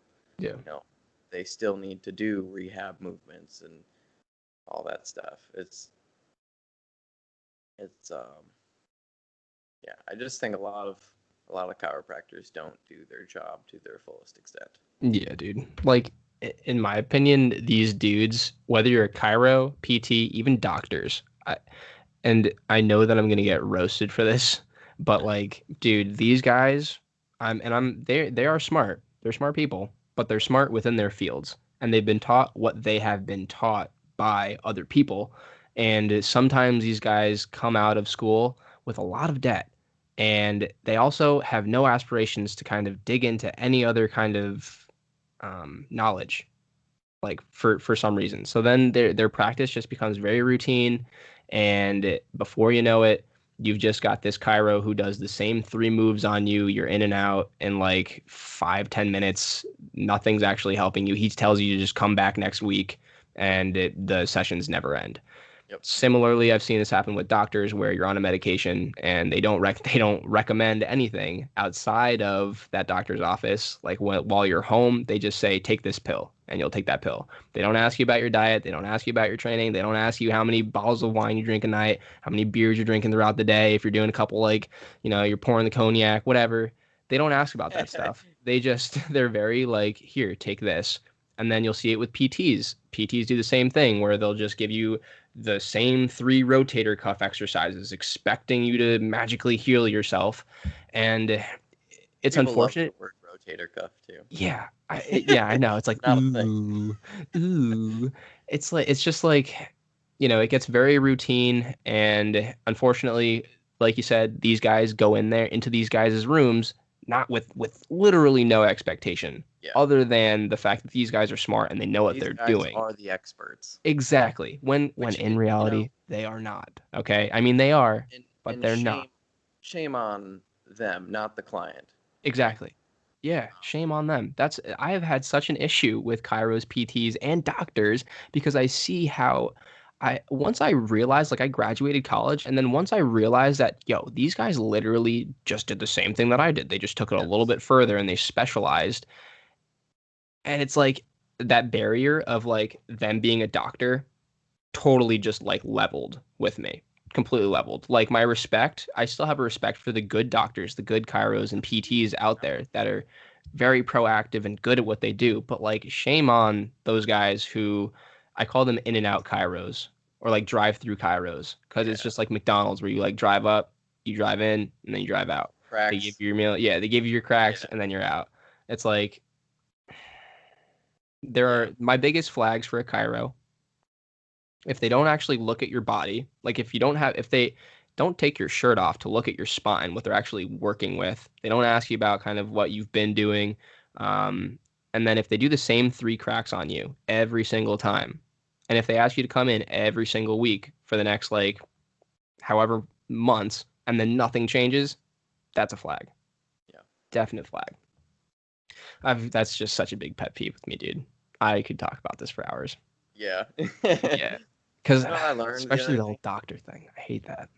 I learned that part of med school and like becoming a doctor, like operates and all that stuff on people, there's no nutrition involved. Like doctors don't take nutrition courses.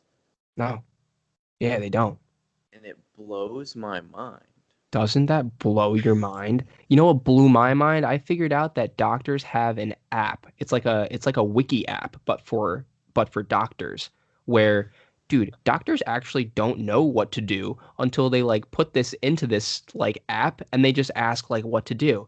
And literally, like, if you have like a patient in front of you and they need something like 100 cc's of whatever, or like they're going through something, you put it into the app, and then the app literally tells you exactly what they should be on, like exactly what to expect, like this, that, the other. Like, it's like, so like, dude, it's like kind of concerning because these people are like taking care of you, but at the same time, they don't really know what they're doing. They kind of know what they're doing, and then they really need to like fall back on an app to really help them. Yeah. Yeah, I don't know. My biggest pet peeve is with my own fam, and like just seeing like some of my family members go to the doctor and they clearly have like certain things that they should be modifying within their like habits, like their day-to-day life, but then the doctor just prescribes them things Yeah. or pokes and prods them every time they come in, and they get a little extra money from, whatever little shot that they give you or whatever routine that they give you to like do the blood work and stuff like this. Like my dad goes in every single time to this doctor and gets blood work every single time. And it's like they happily give him things. They happily give him drugs. They happily give him like all these little like things that will just kind of like rack up the expense a little bit more, help the doctor out, you know. I don't know. Shout out to Dr. Gupta, you gooby goober. I don't like him. Yeah. Yeah. Yeah. The state of doctors Yeah. now. I mean, I wasn't alive for doctors back in the day, but you know, but it's like I said, it's kind of embarrassing, Yeah. and really disappointing Hmm. that it almost seems like the client's best interest isn't in mind anymore. No. Yeah. And when we're in the field we're in, where everything that we do is based around getting the client to be the best all around human proficiency, gain access to their hips and their shoulders again and actually help them. It is really frustrating to know that we have people that we're supposed to depend on Hmm. that are working against us. Yeah. I know. I know. It's like it's so annoying I mean, like diabetes is one of them where it's like you have a diabetic and they go see their doctor and then their doctor just prescribes them insulin, and that is kind of like that is where it starts, where you start insulin and then you're never off insulin, and then it just gets worse and worse and worse and worse and worse, and the doctor doesn't suggest changing they like run over, they're like, yeah, you should probably eat a little bit better, you should probably, you should go work out maybe a little bit, yeah, you should go for a walk, but it's like they're But not. here, I'll give you this. Yeah, dude, I'm hearing advertisements on the TV now that are literally saying, "Does dieting not work for you? Does working out not work for you? Does taking," and this is the most ironic kicker, "does taking that pill not work for you?" And then they suggest you take this pill. That was that bent my mind in half, bro. I was like, how do you just like suggest that your diet, your exercising, and the pill that you're taking doesn't work, but this pill will? Like This one. that's pretty intense. That's pretty intense for me. Like we are a take a pill and fix it kind of a place, or that's like our mentality. Yeah, the No, mess. yeah, it sucks. Absolutely. Yeah, and when it starts to become a business where it's like, oh, my clients won't be clients anymore if they get healthier. Yep. Yeah, and I think that's that's really what it all is. We can prescribe somebody something that will continue to keep them coming back forever, Hmm. and it'll, band-aids. It's all band-aids. Yeah, I was gonna say they're all all they do is band-aid all things. medications are band-aids, Yeah. Yep. and you can continue to band-aid a bleeding wound forever. Yep. But you know, or you can fix the actual root of the problem, Yeah. but that means that the doctor can't continue to give you band-aids. No. Yeah, And exactly. that's Yeah, and like imagine if like he gave you a Band-Aid, but then that Band-Aid he gave you like four more holes. It's like, oh, like also with this medication, your blood pressure is gonna skyrocket. Yep. So you're So gonna you're need gonna to be have on this you have to blood. take this med with it. Yeah, exactly. It's like, and now all of a sudden you're on four medications. I think it's 1 in 2 Americans or 1 in 3 Americans. No, I'm sorry. I think it's like 1 in 2 Americans have like one or two medications, and I think it's like 1 in 4 are on like four or more medications or something like that. Like absolutely insane. Yeah, it is. Yo, we're actually, and I just, like, we're out here actually trying to help people. Like, it I, is our job to literally make people to never see them again. I know. That's what I tell clients. I'm like, so my whole goal is to make it so that you can walk away from me and never see me again, Yeah, dude. unless you want to. Literally. Yeah, Right? exactly. And doctors are just like, my goal is to keep you here as long as possible. I cannot wait to see you again. Yeah. Yeah, It's like dude. we're gonna be best friends. Yeah. You're going to invite me to Thanksgiving. Until you die. Yes. Literally murder. Yeah. And that I think that all boils down to the big pharma conversation. hmm I was also going to say big pharma and the insurance companies Yeah. suck, Insurance. which I can't really. Do you think that's a thing outside the US? So here's the. I heard that the weird kicker is that we have much better like equipment to deal with these things, but I still think that there's a lot of like underground, shady, money driven incentivizations that should not Yeah, be here. 100% But agree. yeah, like across the country, healthcare is a little bit better for peeps where the doctors actually get shafted. The doctors are like it's not really like something to want to be if you're not in America. Like if you're in America and you're a doctor, you're making a good amount of money. But then if Right. you're a doctor like out of the country and you're like across the sea or something like that, being a doctor isn't as ideal in terms of your pocket. Their healthcare system's a little bit different. I think they have like a more universal Yeah. healthcare, I think.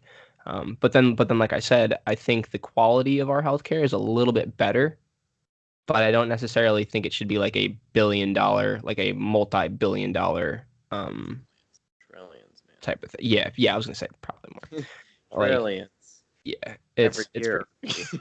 Like, and we have a lot of like weird tactics to like keep making money on things, and also like there have been so many like lawsuits with these companies that push drugs that don't actually work, or they actually have more adverse side effects than they had thought.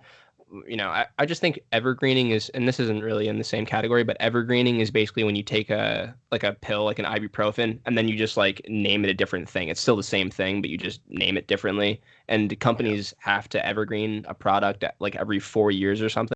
They pretty much just like push the same thing every single year with Yeah. like different statistics, or it's messed up. Or skewing statistics. Like I've seen statistics for, I think it was like cholesterol or something like that. I think cholesterol medication is like the one thing that's handed out left and right, like pills to people nowadays. And it's actually not even like, it hasn't actually been like determined whether or not, like, some people just have higher cholesterol levels than others, and it's like okay, they're just like they're chilling. But like we hand those out like pills, and like the studies that we have for them, they can like skew their percentages. So like if something came out in the data as like 9%, right? They can literally take that, put it into like some like little data chart, and flip those numbers so that you'll get like 35%, 40%, a much bigger number, and then that number is what gets put on the TV in front of you, and you're like, oh, it's going to lower my cholesterol by 40%. But it's like, it's not exactly Yeah. how that how that number got in front of you. It's not exactly true. There's like a Yeah. little bit more behind that number. It's such dirty, muddy water. It's not cool. People love the word cholesterol. Yeah. It got talked about so heavily for so long. Cholesterol. Yeah, I know, dude. Like, I still Remember don't know. Cheerios? What were you When saying? Cheerios fix your cholesterol issue? Yeah, dude. Like, eat Cheerios and suddenly you're gonna have good cholesterol. Yeah. Like, says the study that was funded by Cheerios. Like, interesting. Okay. Seems legit. Bruh. Seems legit. I think in Mexico Wow. they made a law in Mexico now, or like South America, where like all of their foods, if it's fattening, it has to tell you that like it's excessive. It has like contains excessive amounts of sugar or salt or fat or saturated, fat, this, that, the other, and it has to say it like right on the top, like right on the top Mm, there, which I thought was really cool, and it's on every single product out there, dude. It's like something that you it's won't pretty find cool. here in America. But like, No, yeah, I thought that was pretty cool. yeah. Man, we went into a really deep rabbit hole on that one. We I don't even know started how with that started. What did we start with? we started with cupping. Yeah, yeah, I don't know, man. Yeah, uh, and then we just started talking about healthcare. yeah, Well, yeah. So to wrap that one up, just maybe, maybe. maybe be be a little bit cautious when your doctor, well, tells you anything. Yeah, long story short, don't trust your doctor. No. No, there are good doctors out there. Yeah, 100%. But if your doctor just immediately tries to throw a pill at you, probably find a different Check it doctor. out. Check it out. Yeah. And like there are certain scenarios where like maybe your blood pressure is through the roof and like getting it down in that short amount of time, like Yeah. immediately is a good idea. But then the objective should to be on that blood pressure medication for as little time as possible. Yeah. Plain and simple. You But know. and if you're in a situation where the doctor goes, your blood pressure's a little bit high. Why don't you try taking this? Hmm. Uh, you know, you can either ask for other options. What would you advise doing instead of taking a pill? Because if it's just a little bit high, try and fix it without a pill. Yeah. If your blood pressure is through the roof, though, it is probably best that you try and quickly bring it back down so that it doesn't cause further damage. Yeah. But then, part of bringing it down should be making a lifestyle change. Hmm. So, just Yeah. be cautious, and it's good to ask questions. Always. Ask questions of why. Why should I take this pill Yeah. instead of, you know, exercise Hmm. or, something along those lines, right? Um, be very careful with nutrition advice from doctors. Um, they're very good at just telling what they hear in the media. Can I also say something as well? Yeah, go for it. Also, be very careful with the advice that they give you about training as well. Like I've had so many people come up to me and tell me that they can't do something because their doctor told them that they shouldn't do something like that. Like I'll never be able to overhead press anything ever again, or I'll never be able to squat ever again, or deadlift ever again. And it's like, why? Why? And it's just because my doctor told me. And it's because your doctor thinks you're a literal glass museum, that you're just made of glass. I swear to God, all doctors think that, like, if you have a little something wrong, you shouldn't do anything. Yeah, you should do Absolutely nothing. nothing. Don't touch it. Don't touch Yeah, it. Don't do anything to try and rehab it or get it stronger or this, that, and the other. Just leave it and never do that movement ever again because it's probably going to happen again. But what they don't understand is how that stuff happened. Maybe you have really, like, if you came to a doctor, if this is the one thing, ready? If you had the same shoulder, right? This is another example that I use. If you have a shoulder issue and you go to a chiro, your chiro is going to go, oh, your shoulder joint, the your humerus is like tracked a little bit anteriorly into your joint, so it's causing an impingement. If I just give you a little adjustment, it should, and after a few sessions, it should help out, right? You take that same shoulder, you go to a PT. Oh, your shoulder is like overly tightened in the front and it's weak in the back, so we need to work the muscles in the back. So we're gonna give you these rotator cuff exercises, and that will fix your shoulder. Okay. You take that same shoulder and you bring it to a doctor. the doctor's going to go, oh, you were probably lifting a little bit too heavy, you were doing something wrong, and you hurt the integrity of your shoulder joint. The structure of your shoulder joint has changed. You probably have a torn meniscus. Let's give you a steroid shot. And then they give you a steroid shot. Steroid shot kind of works, doesn't really work. Oh, okay, it's time for maybe you just be on a low grade NSAID, a pain medication for the rest of your life, or we give you some surgery for that, and we can clear up whatever crap is inside of your shoulder.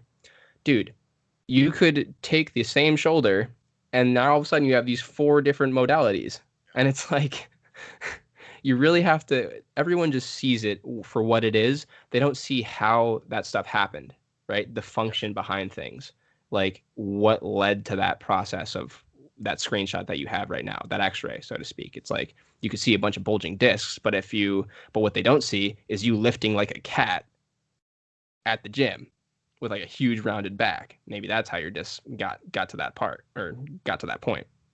Yeah. I don't know. Just some food for thought, guys. Always ask questions. I really like that, Brady. Like always asking questions about kind of what is, why you're doing something, why you're taking something, if there's a different, modality or something that you should be considering. Definitely. Yeah. Ask questions. And if you're listening to this and you are a doctor by any chance, be one of the good ones, right? Yeah. If you're listening to this, I have to assume that you're within the scene that we are to some degree. And so make an effort to be better. Yeah. Don't just throw pills at people. Mm-hmm. Look outside of the lens of being a chiro or being a PT or just being a medical doctor. Yeah. And just be better, learn more. Yeah. Right? But I think we've shit on doctors long enough. I think so too. I think we should shit on doctors. All right, Brady, you're right. I'll stop. Yeah. I think we've shit on doctors. We should give them some rest. Yeah, I agree. Yeah. Oh, what big goals you got going on for this week? It's a Friday when we're recording this, so. I would like to. I mean, dude, big goals. I want to see Kelsey. I want to have a good time with Kelsey. Yeah, I'm gonna be getting my meals in either way. The plan, just stay on track and not lose focus. That's my biggest goal coming into this next week. Usually, whenever I go up to Kelsey's, things kind of get a little, shaken up a bit. But yeah, it's hard.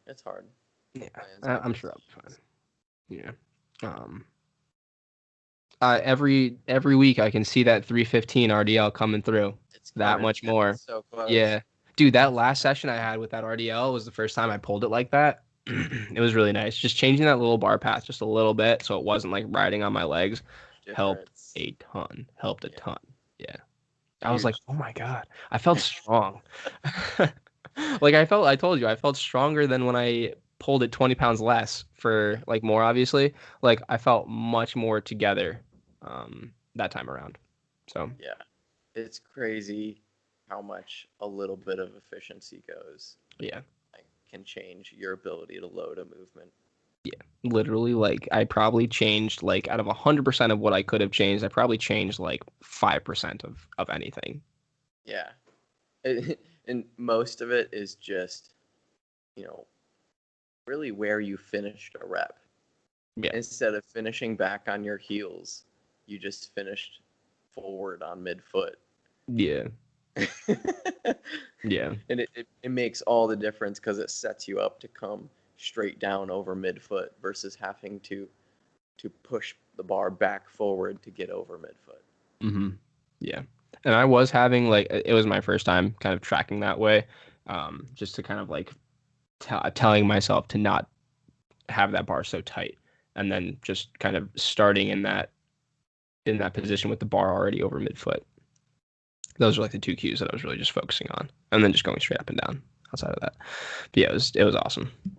It is a little weird the first time you do it because you feel like you're so like leaned forward at the top of the rep. Yeah. But we don't need to fully lock out hips, and it brings us no benefit. Yeah. Yep. I agree. So yeah, Oh, it was word. cool though. I'm glad that went well and that worked. Yeah, it definitely did. Yeah, Definitely did. 'cause You it's training today? yeah, dude. Hey. Today's Oh yeah. powerlifting. What the fuck? Sorry. Yeah. I knew that. I knew that. Are you just doing those three? You're not gonna do anything else? Probably not. It's gonna take so long. Yeah, just warming up into it. So, So for um, those of you guys who don't know, Brady and his girlfriend Haley, they have a little mock meet today. So they're gonna go squat, bench, dead, yeah, see what they can do.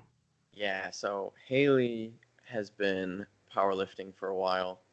I say a while. She just decided to get into it. Um, Now that she's done swimming at college, and she was trying to figure out what she wanted to do. So she decided she wanted to powerlift. So we've been programming that and kind of playing around with it all. And now we're going to do a little mock meet, Hey, um, and set it up as official as possible. Trying to follow the rules, and every lift gets 3 attempts, and we're gonna do them in the right order, and all that kind of stuff, and just see what we pull. She's looking to break a 600-pound total, which I think she's fully capable of doing. I don't think she'll actually have an issue with it. But her last total was 565. Um, so I think she's gonna crush it. sick. And then for myself, I've been thinking about this a lot. um, I think I'm gonna try and pull a 500-pound deadlift. Dude, I I, was gonna say you could probably pull 5 plates, bro. yeah, I think I'm gonna. Um, Bruh. That's gonna be Dude, sick. yeah. That's gonna be awesome. I think on deadlifts, my first attempt is going to be at like 455, 465, 4.5 plates. Um, See how it moves, and then that will give me 2 attempts at 5 plates. Okay. Or 5 plates will just move like butter, and we'll go from there. I don't know, but I'm guessing that 5 plates is going to be pretty tough. It's definitely gonna be a grinder. Yeah. So we're gonna see what happens. My bench press, I think it's gonna be close, like 265, Hmm. maybe 275 if I'm feeling really good. And my squat, we're just gonna see how close I can get to 400 pounds. I don't think I'm gonna hit 400 pounds. I think it'll be more like 365, Mm. so like 3.5 plates. Um, but I don't know, you know. Um, but yeah, we're looking to total over 1,000. Um, so that'll be cool. Sick. Yeah. That has. See how close I can push it to 1,200. Uh, I'd be really happy if I could get 1,200. That'd be Hmm. pretty big. That'd be sick. I don't think it'll happen, but we'll see. You never know. You never know. Yeah. So it's gonna be a fun day. I'm just going in there and just gonna have a good time. None of it is relevant to what I'm doing at all. Um, but after a tough week, Haley and I are just gonna get in there, have a good time. We had a huge meal yesterday, so we're all fueled up from Thanksgiving foods, and we're just gonna go rip it. It's gonna be so fun. I'm gonna record it Oh yeah. all. Yeah. I'll make sure I record every attempt, and we'll just see what happens. Yep. I I have no idea. Like, the deadlift to me is such a wild card because one, I don't pull 1 reps. Two, I don't know if I fail off the floor or if I fail at lockout. I think if there was a place, it's gonna be off the floor. I Maybe. think it's just because you're so unfamiliar with being so far down. Maybe that's just my only opinion. Probably what's going to end up happening is I'm going to go to deadlift it conventional, and I'm just going to end up plopping it straight to like an RDL.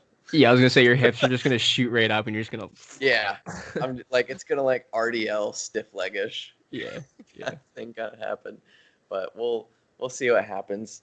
Yeah. Um, it's gonna be cool. Mm. So, Regardless. yeah, it would be cool to throw up a big squat. Especially because I've had such a hard time with my squat for so long. And like, it just it feels good to squat proficiently. Yeah. And so, Yeah, it does. Yeah, like when you start moving and grooving, dude, there's really nothing that feels quite like a really nice really like squat. crisp Yeah, like, squat. ooh, that felt You're like, good. mm. Mm. Yeah. So Very good. we see what happens. It'll be good. It'll be fun. Yeah. Good shit, dude. Good shit.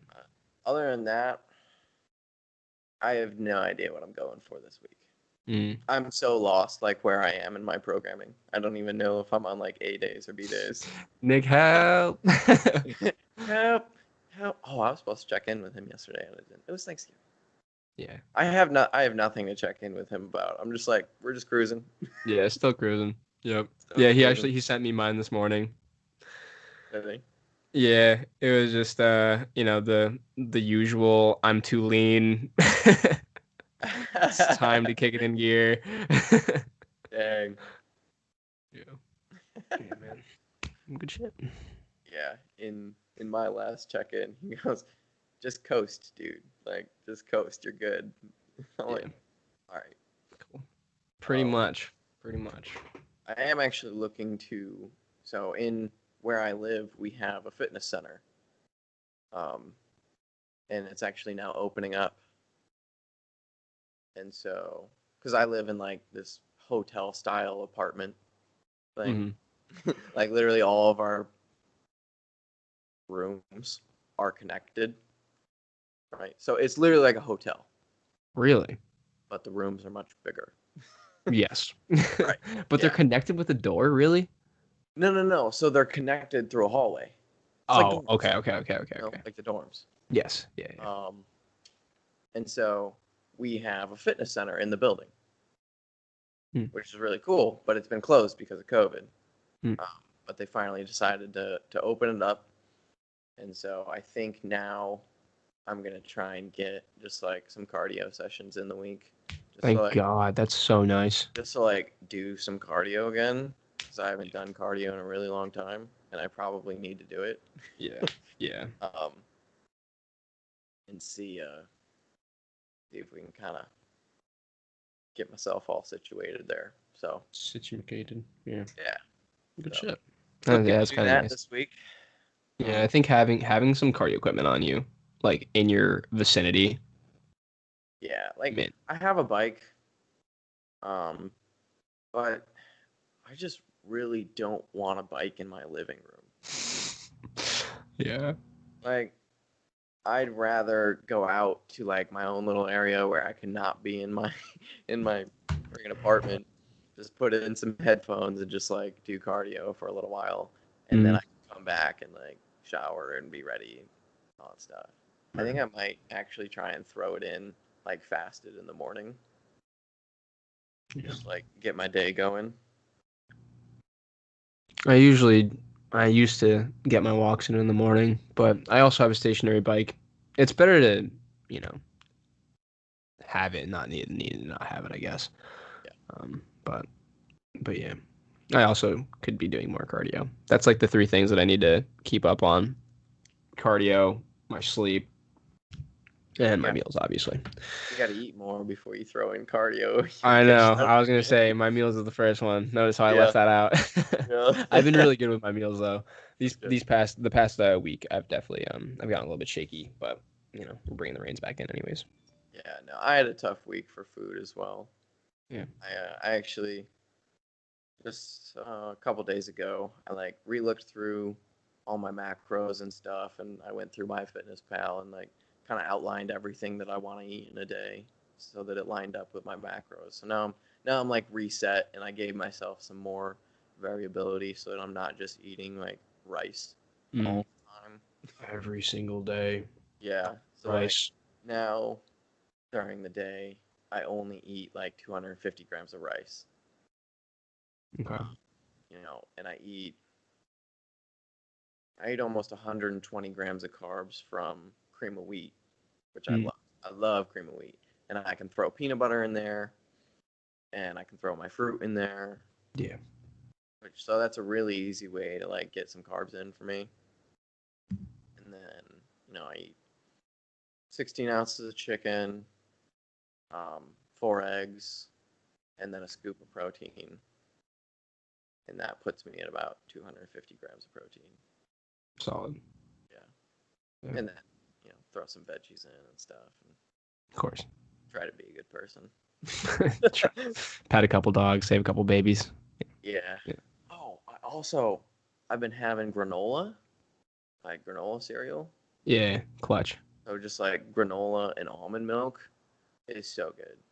That sounds tasty. Yeah, like the bigger, like chunky, right? Yep. Yeah. Yeah, and like the milk kind of like soaks into it. Yeah, dude. Yeah. I know exactly what you're talking about. It's so good, dude. Yeah. I used to eat that in Brockport all the time. In Harrison. Yeah, dude. Same. Oh my god.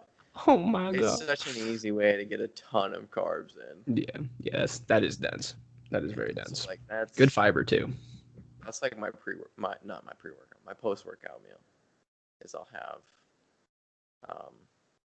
granola and then like a scoop of protein. Thanks. Good shit.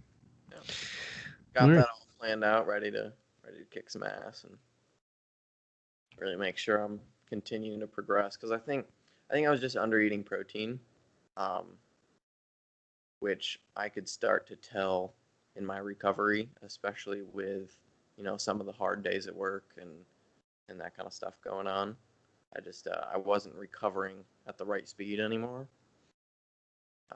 So I had to check myself and be like, yo, what? A little bit more protein. Yeah. Yeah. Right. And I was just I wasn't doing what I had to do. Yep. And it was showing. That's really what it comes down to. I wasn't doing what I had to do, and it became noticeable. Yeah.